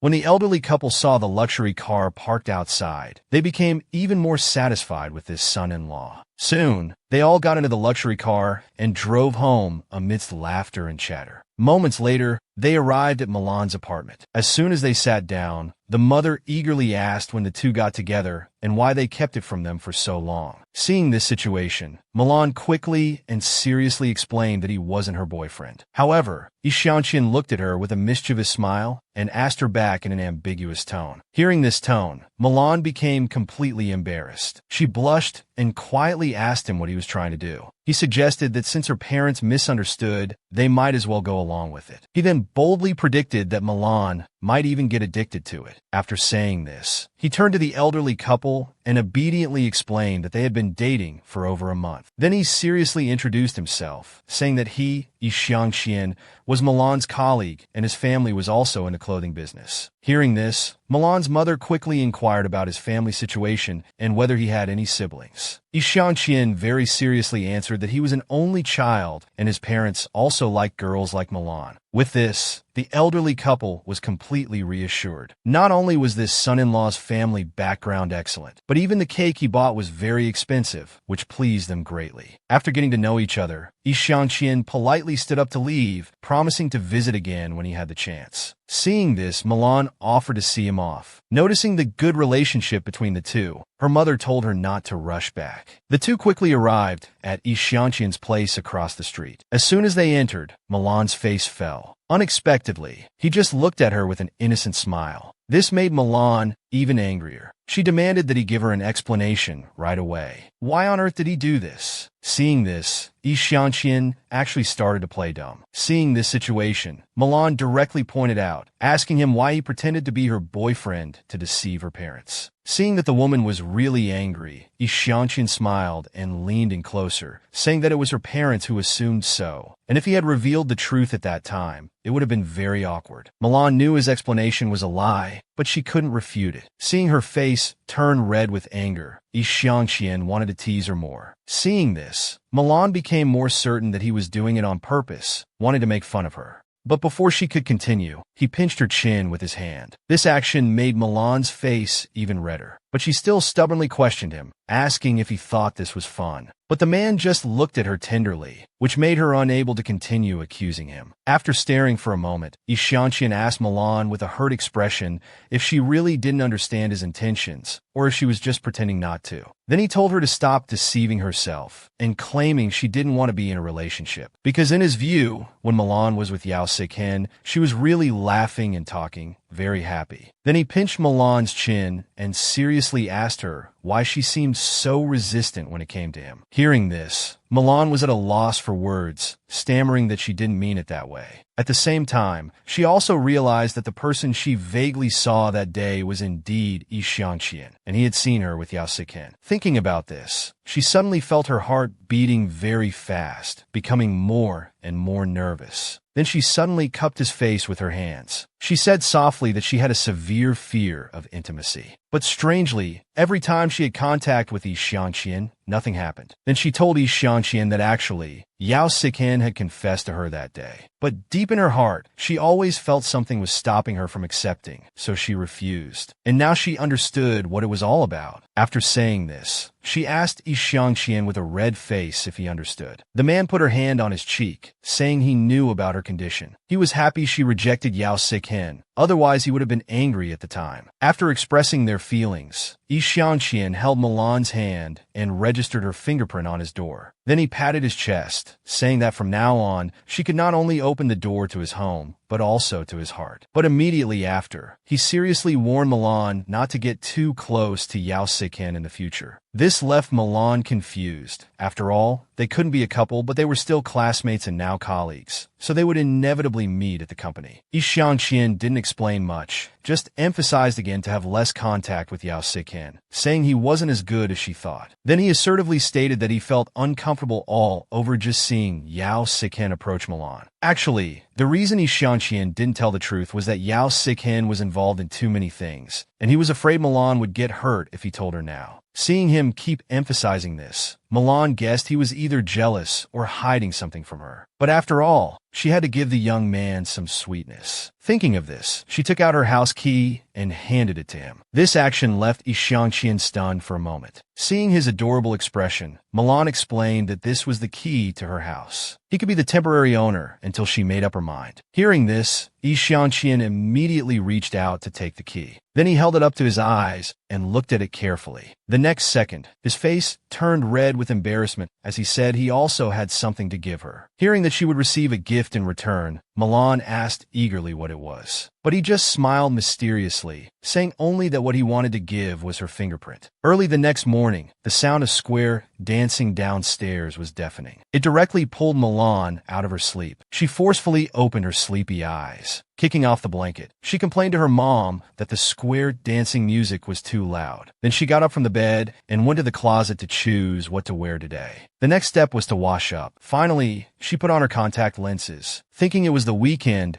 and she didn't need to put on makeup, she stretched happily. Just then, Xiangxian, wearing an apron, turned his head and greeted her. This voice completely petrified Milan, who was just in high spirits. Then, with a black face, she thought she must be in a dream within a dream and hadn't woken up yet. She then turned and walked to the wall, preparing to hit it to wake herself up from the dream. The next second, she violently rushed towards the wall. At this moment, there was a pat sound as a hand reached out just in time, preventing her from hitting the wall. Then, Xiangqian's face appeared in front of her, telling her it was time to wake up from the dream. Only at this moment did Milan realize that this might not be an illusion. Then she awkwardly asked him why he was at her home so early in the morning, thinking that she not only hadn't put on makeup, but was also wearing silly pajamas. She wished she could die on the spot. However, the next second, Xiangqian said with a pitiful face that he missed her so much last night, so he came early. Then he told Milan she had eye boogers. Hearing this, she instantly recoiled and told him to go away quickly. Fortunately, it was soon breakfast time. Before they finished eating, Mom eagerly urged Milan to go out with Xiangqian for the weekend. To avoid her daughter misunderstanding, she explained that she wasn't chasing them away, but young people should go out and have fun more. Milan looked reluctant after hearing this. She didn't want to put on makeup on the weekend, and even for overtime work in the afternoon, she just wanted to wear a mask to get by. However, regarding Xiangqian's matter, she still needed to confirm again, otherwise she felt uneasy, because she always felt that he seemed to be carrying something in his heart, and he wasn't as playful anymore, as if he had become a different person. And those inexplicable words and sudden actions always gave her a suspicious feeling. After breakfast, the two of them drove out from home. Before Xiangqian could think of a destination, Milan suggested that he drive her to the company. But in Xiangqian's view, this meant she would rather work overtime than go on a date with him. At this moment, after careful consideration, Milan was also prepared to ask about her doubts. Then she lowered her head uneasily and asked Xiangqian if he really liked her. Xiangqian obviously didn't expect her to ask such a question and was silent for a moment. The reason Milan asked this was because they didn't match in terms of age or family background. She thought his parents wouldn't approve. After blurting all this out, she realized the man hadn't said anything. She guessed she might have asked too much and scared him. However, after waiting for a while, he remained silent, lost in thought. Then, Xiangqian suddenly slumped over the steering wheel and spoke to Milan in a muffled voice. He indeed had something he couldn't say and had no choice in the matter. But he hoped that no matter what, she would believe him. He didn't feel much before, but when he saw Milan laughing and talking with other men, he was really jealous. After saying this, Xiangqian reached out and touched her cheek. That kind of smile should have belonged to him. Meanwhile, Chinching Company had been decorated anew.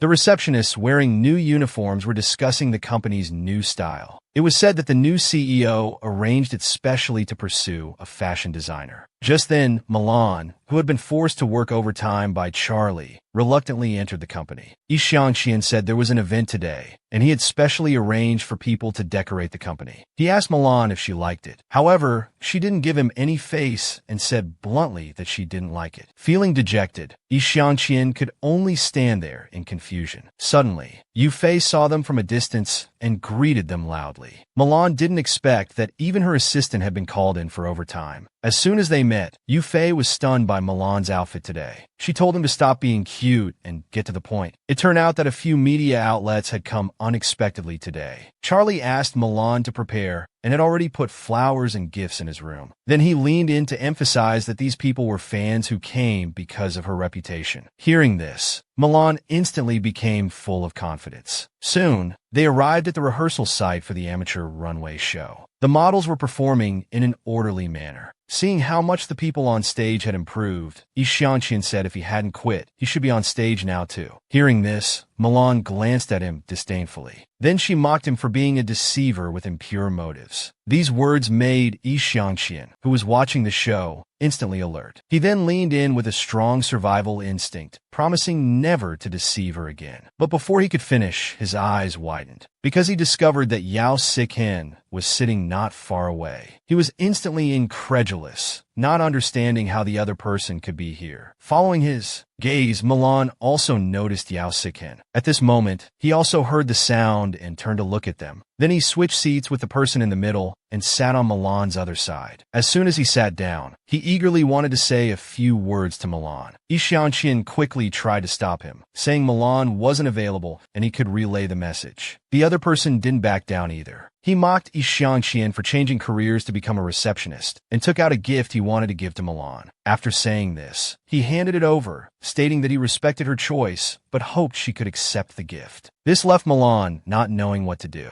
If she accepted it, Xianqian would be angry, but not accepting it wouldn't be nice either. She was in a dilemma, feeling that men were really terrible. Just then, Xianqian suddenly snatched the gift, saying he would accept it on Milan's behalf. Seeing this, Yao Sik-hin mocked him for not being qualified. Then he threatened that with media present, causing a scandal would only create trouble for the PR department. This completely angered Xianqian. He suddenly pulled Milan aside and warned the other not to write nonsense. However, the other person withdrew his hand and leaned in towards Xianqian, saying if he couldn't protect Milan at all times, he should leave quickly. This arrogant attitude made Xianqian grit his teeth in anger. Just as he was about to rush over, Milan stopped him sternly. She quietly warned them not to argue here. Hearing this, Xianqian handed the gift to her without looking back. Milan grabbed it, telling Yao Sik-hin she had accepted it and asking them to be quiet from now on. Xianqian felt a belly full of anger with nowhere to vent. Yao Sik-hin also stopped, just snorting lightly without saying more. However, Xianqian couldn't swallow this anger. Just then, the host on stage announced that the runway rehearsal had ended and welcomed the media for interviews. However, before he could finish speaking, Xianqian rushed onto the stage, grabbed the microphone,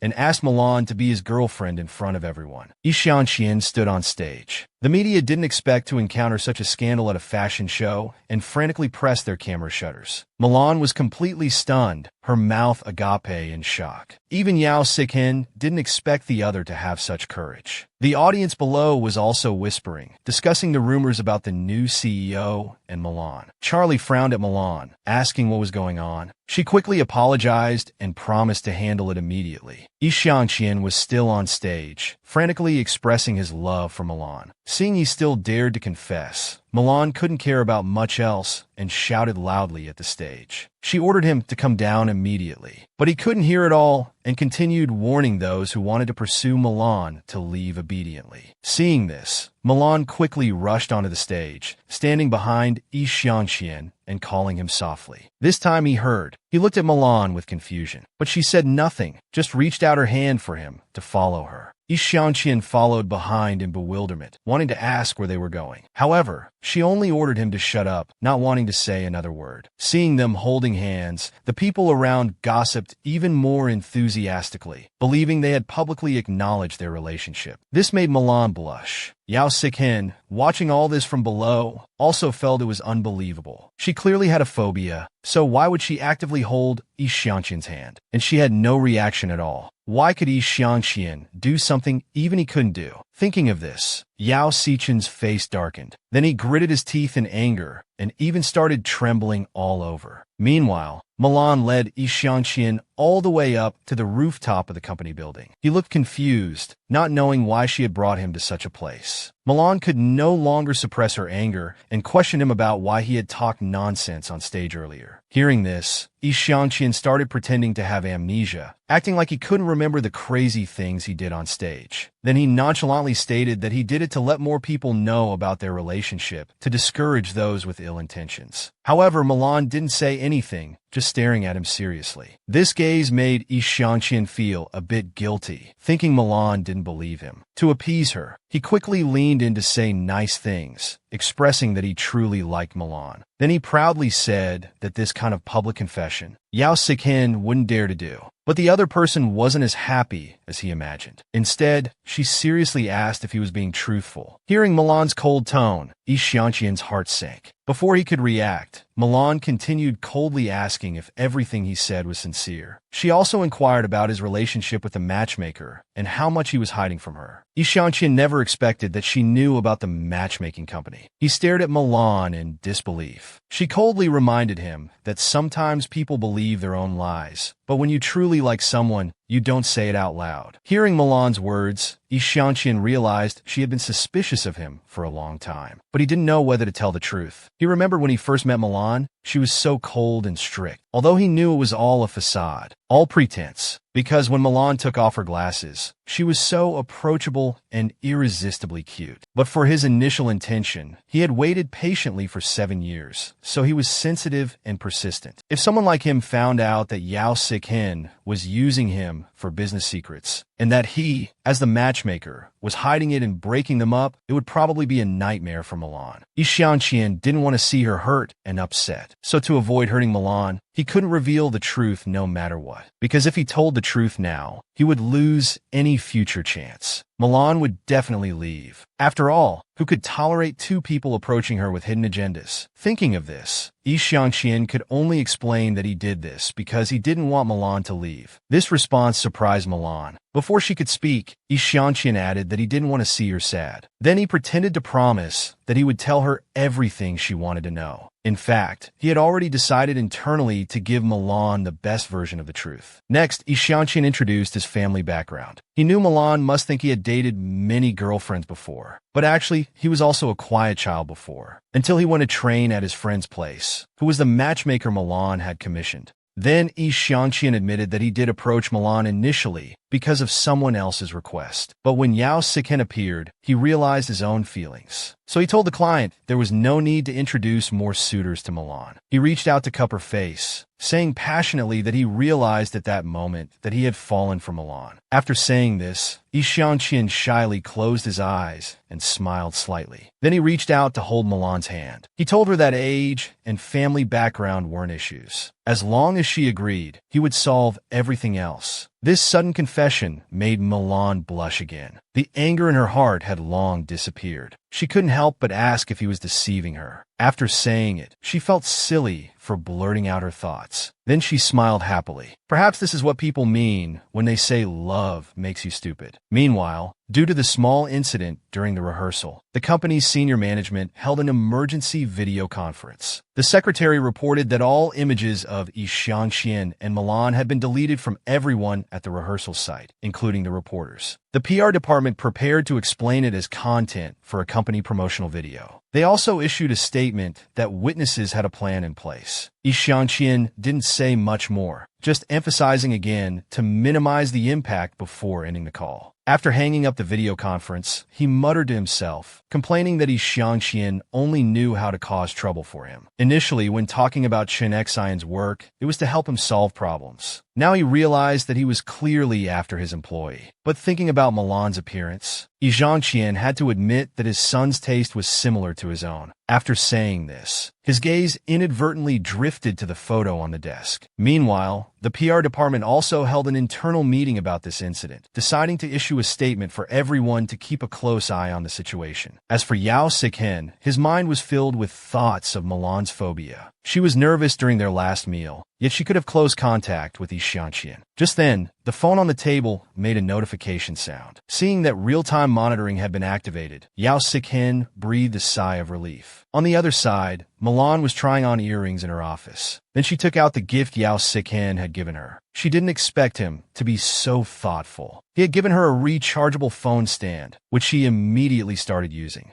Late at night, the entire city went dark, with only one room still lit. On the desk was a computer showing real-time footage of Milan being monitored. At the same time, in the entire Qingqing building, only one room still had its lights on. Milan attached the final version of the clothing design drafts and corresponding fabric samples, handing them to Yu Fei. She instructed him to put this document in the first drawer on the left side of the bookshelf and handed over the keys to the office and drawer. These materials were to be given to Charlie the day after tomorrow. Milan reminded Yu Fei to report if anyone asked for him and not to let anyone enter the office casually. After receiving the keys, Yufei solemnly promised to protect these materials with his life. Hearing this, Milan said it would be hard work for him tomorrow. All of this was witnessed by Yao Siken. He leaned against the headboard, naked, taking off his glasses, thinking about handing over the materials to Charlie the day after tomorrow. Guwon approached with red wine, praising him for obtaining information about the design draft so quickly after leaving. Hearing this, Yao Siken explained it was because Wu En had been urging him. After hearing this, Guwon believed that the more time they had to prepare against Chun Xing, the better for them. She then complained that Chun Xing's designers were very tight-lipped. Even Xinghe, whom he personally trained, didn't reveal anything about Chun Xing Night. Yao Siken watched as Guwon analyzed that since he worked at Lan Hai, Milan, and Xinghe would naturally see him as a rival. She snorted, saying that when he was at Chun Xing, Charlie favored Milan and wondered what methods that stubborn person used to rise to power. Seeing her speak ill of Milan so recklessly in front of him, Yao Sichen's face instantly darkened. He then resumed a nonchalant expression, stating that he would find an opportunity to enter Milan's office and would notify her in advance if needed. Hearing this, Guwon leaned her head on him, telling him that Wu En wouldn't shortchange him after the job was done. The next day, Yi Xianqian and Milan arrived at the company together. At the entrance, he asked if she wanted to join him for a meeting. Milan blushed and lowered her head, declining. She really couldn't get away right now. Besides, he was going to discuss important matters. What would it look like if she tagged along? It had nothing to do with her. Seeing her stubbornness, Yi Xianqian found it adorable. She said it had nothing to do with her, but her face turned as red as a tomato. Then he took out a watch and gave it to Milan, helping her put it on. Before Milan agreed to be with him, he decided to let this watch accompany her in his place. Looking down at her wrist, Milan was overjoyed. She immediately thanked him with a blushing face. Then Yi Xianqian reluctantly said goodbye to Milan, telling her to wait obediently for him at the company. Hearing this, Milan didn't answer, but her blushing face said it all. As Yi Xianqian walked away, the woman was still immersed in the moment. Yufei couldn't stand it anymore and teased her. The public display of affection was met with a punch from Milan, warning her not to talk nonsense. Then Milan said she had to go out today to prepare for the company dinner, and reminded Yufei not to forget what she had instructed yesterday. After hearing this, Yufei told her to rest assured she would definitely be the most capable assistant. Seeing this, Milan told her that she had already applied to Charlie, and after the dinner, Yufei would be promoted to deputy leader of the Trend Group 1. Hearing this news, Yufei was completely ecstatic. She cheered excitedly, happy that she wouldn't have to worry and run errands anymore in the future. Just then, Milan received a text message from Yao Siken, wanting to invite her to dinner. After reading the content, Milan guessed that he must want to talk about something related to Yi Xianqian. But meeting up would be good, as she could take this opportunity to clarify her stance. Having made up her mind, she gladly accepted the invitation. Before she even sat down, Yao Siken had already ordered her favorite steak and vegetable soup. Seeing that he asked her to order anything else, Milan declined and praised him for still being so thoughtful. Hearing this, Yao Siken clenched his fist, then asked if Milan's phobia had been cured. She didn't hide it and immediately admitted it. Then she added with a smile that her phobia had actually been cured long ago. Back then, because of Yao Sichen's departure, her heart couldn't accept this fact, so she began to close herself off from emotions. She rejected all pursuits from the opposite sex and believed it was her own problem. Until that day at the bar, she drank a lot of alcohol, not only revealing all her secrets to Yi Xianqian, but also took the initiative to kiss him on the lips while drunk. Yi Xianqian thought Milan was drunk, but she actually remembered everything she did that day. It was precisely because of this proactive contact with the opposite sex that made her realize the so-called phobia was actually her inability to let go of Yao Siken. Yi Xianqian's appearance finally made her admit this point. After clarifying her stance, Milan solemnly said, "I'm sorry" to him. Yao Siken didn't say anything, just took out his phone. Suddenly, he exclaimed with a troubled expression, successfully arousing Milan's curiosity. She quickly asked what happened. He said he had some important information to send out, but his phone suddenly malfunctioned and shut down. Milan didn't think much of it and voluntarily offered her phone for him to use first. Yao Siken thanked her and took it. He didn't forget to explain that he was usually too busy with work, so he didn't have time to get a new phone, which caused this delay. While chatting casually with Milan, he found Yufei's number and quickly set up call forwarding. After everything was done, he returned the phone to Milan and asked if he could attend the Qingqing dinner. Milan didn't notice his little trick at all and smiled, saying it was fine since Yao Sikin was also part of the company. He responded with a smile after hearing this. At the same time, the bracelet on his wrist emitted a series of bright lights. Milan changed into a gradient-colored, spaghetti-strap long gown adorned with starry sparkles, preparing to attend the company dinner. Xiangqian looked at his girlfriend with a love-struck expression, unable to help but exclaim how beautiful she was. Hearing his sweet talk, Milan blushed with embarrassment. She then told him that there would be many young and beautiful girls tonight. Hearing this, Xiangqian hugged her from behind, resting his chin on her shoulder, and dismissively said that those people were just a bunch of little flowers. After hearing this, Milan prepared to tease him a bit, so she asked what she was. Unexpectedly, Xiangqian said she was an old flower. Milan had already known he would say that, so she unhesitatingly threw a punch and told him to go die. But jokes aside, Xiangqian quickly started flattering her excessively, saying that no fancy clothes could match up to Milan. He added that as long as she was there, everyone else would pale in comparison. At this time, there were still 4.5 hours until the dinner. Yao Sikin notified Gu Wan that the plan was starting, telling him to send someone to find Yu Fei in 10 minutes. The other party quickly replied after receiving the task. After everything was arranged, Yao Sikin began the first step of the plan. First, what he needed to do was forge an investigation order against Milan from the company. He then stamped it with the pre-prepared Public Relations Department seal to ensure foolproofness. Afterwards, he carefully checked it once more and was very satisfied with his work. Meanwhile, Yu Fei was working hard in the office. At this time, she was like she was on a caffeine high, her mind full of thoughts of promotion and salary raise. Just thinking about Milan saying earlier that she could become deputy leader tomorrow made her dance with excitement. Not only would she get her first promotion in life, but she also wouldn't have to run errands for Xinghe anymore. Even if she couldn't attend the dinner, staying behind as an assistant was worth it. Thinking about all this, she couldn't help but hum happily. Just then, there was a knock on the door. Yu Fei was stunned, wondering who would come at this time, since everyone had gone to the dinner. Then she saw Yao Sikin walk in with a smile, asking if she was working overtime. Yu Fei quickly went to greet him. She didn't expect that he hadn't gone to the Qingqing dinner either. Hearing this, Yao Sikin pretended to be helpless, adjusting his glasses, saying it was indeed troublesome that the PR department also kept him for overtime.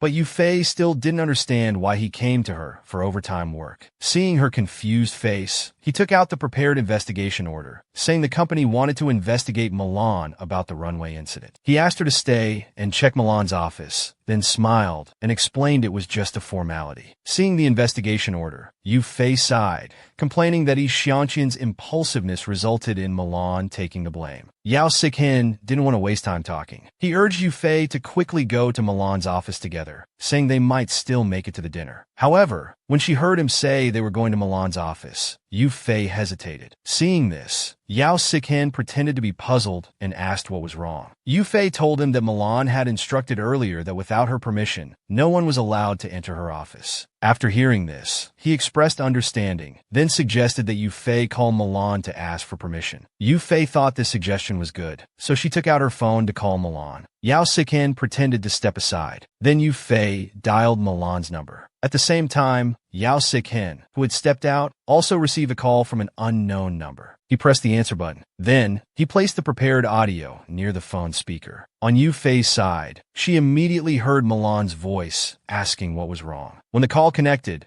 Yu Fei quickly explained that Yao Sikin wanted to inspect the office and mentioned he had an investigation order. Milan's voice was heard again, saying of course to let him in, as he was part of the company. After getting approval, Yu Fei said she understood. But before she could finish, the other party quickly hung up the phone. This left her puzzled, remarking that Milan hung up so fast this time. However, this thought only flashed through her mind briefly. She quickly relayed this information to Yao Sikin. Then, taking the key, she led him to open the door of Milan's office. Looking at the tidy room, Yu Fei invited him to conduct the investigation. After hearing this, Yao Sikin said he needed to check Milan's desk and drawers, and asked Yufei if that was okay. Hearing this, she was stunned at first, but remembering Milan said Yao Sikin wasn't an outsider, she thought it should be fine if she kept an eye on things. So she agreed. At this point, there were 45 minutes left until the dinner started. Yao Sikin successfully opened Milan's drawer. When he saw the documents inside, his eyes instantly lit up with excitement.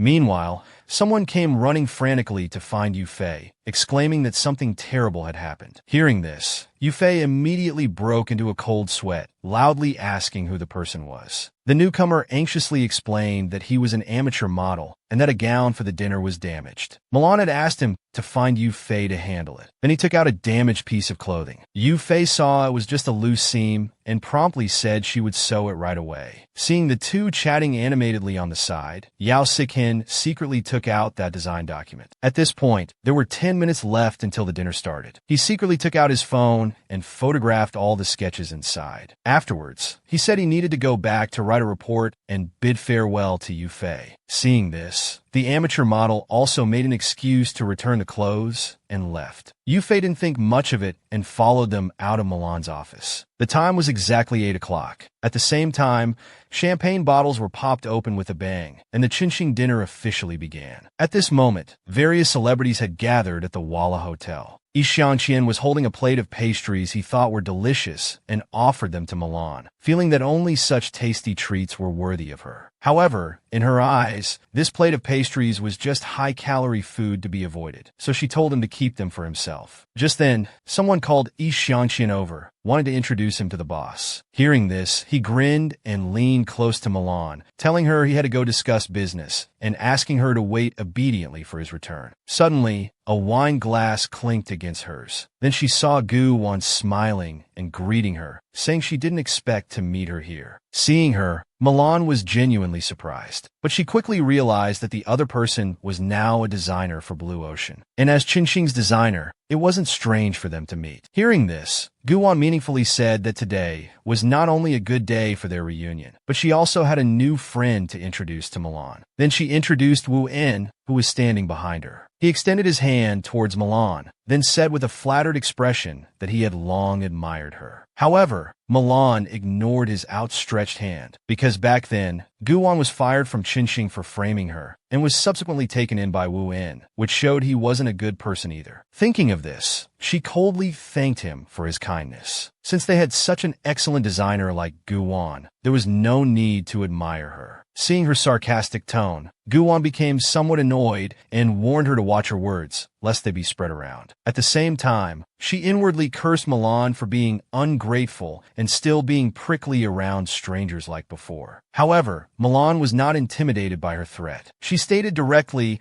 that Qingqing relied on its work to speak for itself, never influenced by external factors, and she was the same. Hearing this, Gu Wan seemed to have caught on to something and mocked her for acting as if she were Qingqing's spokesperson. This left Milan at a loss for words. After all, she was just a small designer. Just as she was struggling, a voice came, saying that while Milan wasn't the spokesperson, he was. The next second, Yi Xiangqian put his arm around Milan's shoulders and boldly declared that what Milan said was what he wanted to say, and asked if the two had any objections. These words left Gu Wan speechless instantly. Seeing that she couldn't say a word, Yi Xiangqian mercilessly said he wouldn't accompany them any longer. Then he turned to Milan, saying there were some friends he wanted to introduce her to, and asked her to leave with him. Seeing him protect her like this, Milan blushed, feeling that he seemed like a different person when speaking up for her. She felt her heart race as she looked at his back. Soon they arrived at a place with no one around. Milan couldn't help but remind Yi Xiangqian to be more careful in public. To her surprise, he innocently asked what he should be careful about. This left Milan speechless, knowing he would definitely play dumb. Then she saw him seriously pondering, saying that indeed he should be more careful after Milan's reminder. Seeing this, Milan looked smug, telling him it was good that he knew. Unexpectedly, the next second he cornered her against the wall, leaning down to say he should be careful not to be too far from his girlfriend, or else how would he protect her if she was bullied? On the other side, Gu Wan, whose face had been lost, complained that Milan was still as pretentiously aloof as ever, which was annoying. However, Wu En disagreed with this, finding Milan both interesting and cute. It gave him a desire to conquer her. After all, he hadn't experienced this feeling for a long time. After returning to Blue Ocean Entertainment, he eagerly ordered someone to investigate Yi Xiangqian's background to see what identity allowed him to represent Qinxing. What he didn't know was that all of this was recorded on someone's phone. After arranging everything, Wu Wen leisurely took a sip of coffee, then asked Yao Sikin if he had obtained the items. Hearing this, the other person handed over a file folder. However, just as Wu Wen eagerly reached out to take it, Yao Sikin pulled the folder back. This action made Wu Wen's face darken, and he questioned what he meant by doing this. Yao Sikin calmly asked when he would give him the funds. After all, this was what Wu Wen had promised before. Hearing this, Wu Wen was stunned for a moment, not expecting him to say this. Then he couldn't help but burst into laughter. He had met many people, but it was the first time he encountered someone like Yao Sikin, who would do anything for money. But mockery aside, to get the file, he still handed over a black card, asking if this was satisfactory. Seeing this, Yao Sikin immediately handed over the file, frankly admitting that he was indeed doing it for the money. Otherwise, who would want to do these things while being so anxious and on edge? Yao Sichin's thoughts went back to several years ago, the day he suddenly vanished. That year, his father's business went bankrupt, and they had no choice but to move abroad to pay off gambling debts. However, his father had already lost hope and placed all his expectations on gambling. The result was predictable. He failed. Luck didn't favor him. Meanwhile, his mother suffered from a hereditary disease, requiring expensive imported medicine to sustain her life. Under immense pressure, his father couldn't bear it and chose the most foolish way to escape. From the moment his father gave up on life, Yao Sikin knew that only money could solve everything. Looking at the black card Wu Wen gave him, although he knew it was a point of no return, once he stepped on this path, he couldn't turn back. So he could only keep moving forward. Chun Yen said to Wu Wen, "It's been a pleasure working with you."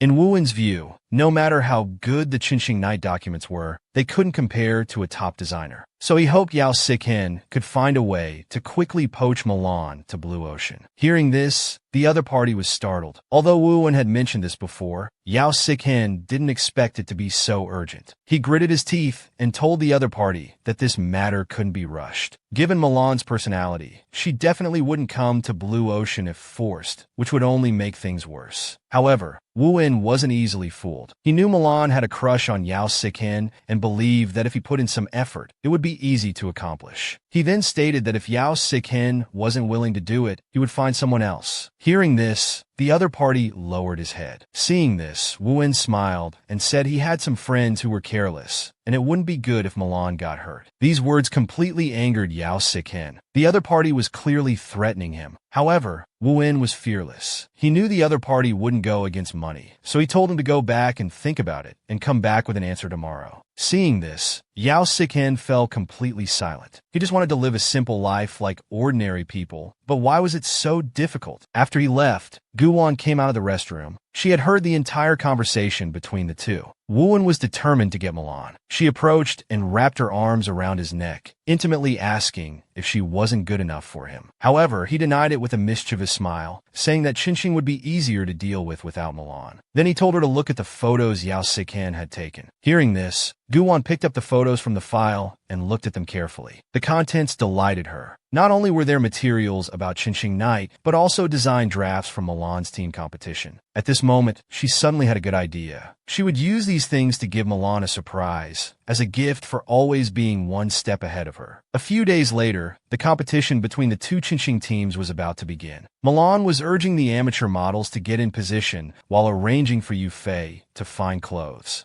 With 2 hours left before the show started, Milan was already overwhelmed with work. Suddenly, Yu Fei said Yi Xiangqian had come to deliver a love gift. As the words fell, Yi Xiangqian poked his head out, forming a heart shape with his fingers. Then he pursed his lips and pointed outside with his finger. Indeed, this mysterious act successfully piqued Milan's curiosity. She walked out and heard Yi Xiangqian ask if she was nervous. But in Milan's eyes, this was just a small competition, nothing to be nervous about. This left him looking defeated. He had thought she would say she was nervous, giving him a chance to comfort her with a hug. Hearing this, Milan's face suddenly turned red with embarrassment. However, the next second he transformed into a puppy-like character, saying fortunately he had other preparations. Then, he took out a necklace made of sea blue sapphire. He explained that it was a stone that boosted confidence. Although he knew Milan didn't need it, he still wanted to give her everything he had.